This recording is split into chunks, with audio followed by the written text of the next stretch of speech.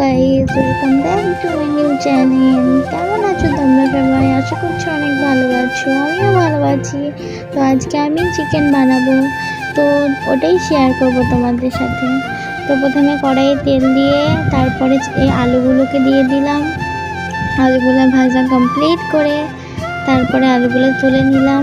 তারপরে ওই কড়াইয়ে আর একটু তেল দিয়ে পেঁয়াজ কুচোনো আর লঙ্কাগুলো দিয়ে দিলাম।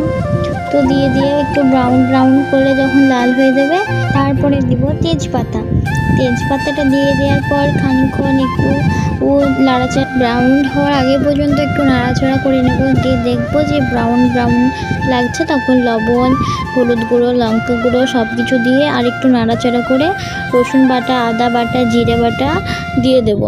তো দিয়ে দেওয়ার পরে একটু নাড়াচাড়া করে যত লেগে না যায় সে কারণে একটু জল দিয়ে দেব। দিয়ে জল দেওয়ার পর খানিকক্ষণ কষে নেব মশলাটা, যেন আদা আর রসুনের গন্ধটা চলে যায়। তো একটু নাড়াচাড়া করার পর দেখব যে তেল ছেড়ে দিয়েছে। এবার আমি চিকেনগুলো দিয়ে দেব। তো চিকেনগুলো দিয়ে খানিকক্ষণ কষিয়ে নেব। তো কষাতে দেখব যখন চিকেনে তেল ছেড়ে দিয়েছে তখন ঝোলের জন্য জল দিয়ে দেব।